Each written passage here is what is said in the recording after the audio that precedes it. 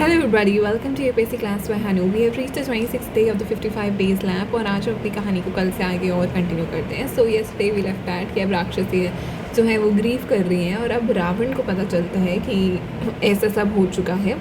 And now he sends his best advisers महोदय महापर्ष Virupaksha to follow him into the battle और बोलता है कि अब तुम जाकर लड़ो. उसे लगता है कि ये तो मेरे एडवाइज़र्स हैं, ये बहुत शक्तिशाली है, ये सब कुछ निपट लेंगे, बट ऐसा बिल्कुल भी कुछ नहीं होता. एक एक करके हर एडवाइज़र को मार देते हैं. किसी को अंगद जी मार देते हैं, किसी को सुग्रीव जी मार देते हैं. होता है बहुत भीषण युद्ध, होता है बहुत भीषण एरोज़ का आदान प्रदान, लेकिन at the end of it वो जो तीनों एडवाइज़र्स हैं उनकी भी डेथ हो जाती है. अब रावण मतलब उसका पेशेंस ख़त्म हो चुका है. उसे लगता है कि अब मुझे ही आना पड़ेगा, बहुत हो गया. सो नाउ ही ऑर्डर्स जो उनका जो चैरिटियर होता है, जो रथ चला रहा होता है, वो उनको बोलते हैं कि मुझे ले चलो and bring me face to face with Ram and Lakshman. क्योंकि अब उन्हें लग रहा है वो जिसको भेज चुके थे भेज दिया उन्होंने और सबका अंत हो चुका है. Now he is the one who will have to handle all of this. तो अब वो अपना वेपन निकालते हैं, तमस, जो कि बहुत पावरफुल वेपन है, और वानर सेना पर अटैक करना शुरू करते हैं. राम जी जो है इससे बहुत बिल्कुल भी इफ़ेक्ट नहीं होते, ही रिमेन्स प्रोटेक्टेड. लेकिन लक्ष्मण जी जो हैं वो उनके सामने आते हैं और हर चीज़ का हर वार को अपने ऊपर लेते हैं और बहुत फियर्सली लड़ते हैं. और ऐसे करके अब लक्ष्मण जी और रावण में बहुत भीषण युद्ध होता जा रहा है.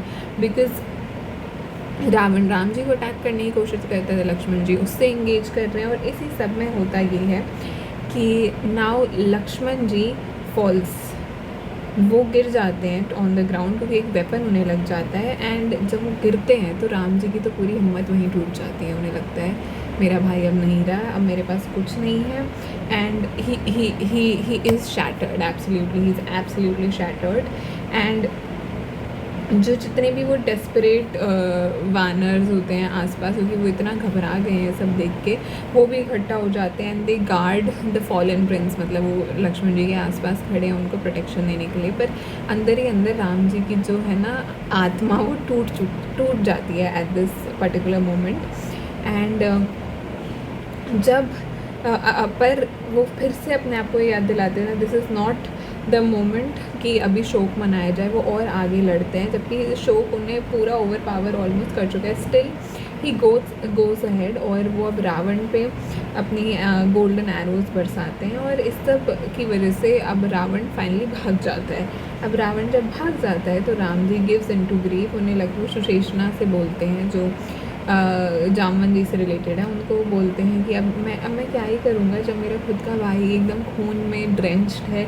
And my valour is shamed because अब तो वो ही नहीं बचे. तो इस समय पे जब जो उनके भाई हैं जब हो ही नहीं रहे, तो ये सही कि अब मुझे कुछ नहीं चाहिए, मुझे ना वॉर चाहिए, ना मुझे अपनी लाइफ चाहिए, मुझे कुछ नहीं चाहिए, because my brother is dead. पर ना सुशेषणा जी गिव्स राम जी होप कि लक्ष्मण जी का भी अंत नहीं हुआ है, अभी बचा है ये. सी उनके फेस पे है अभी भी रेडियंस हैं, और उनके जो पाम्स हैं वो अभी भी रेड हैं. अभी आप you should not give in to grief. फिर वो फिर से हनुमान जी को बोलते हैं सुशेषणा जी कि जाओ और वो मेडिसिनल माउंटेन फिर से लेकर आओ.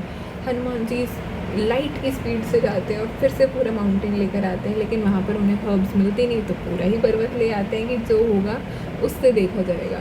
ना सुशेषणा जी अब उसमें से लक्ष्मण जी को मतलब का ट्रीटमेंट करते हैं उस हर्ब से. And finally Lakshman ji gains consciousness and he wakes up.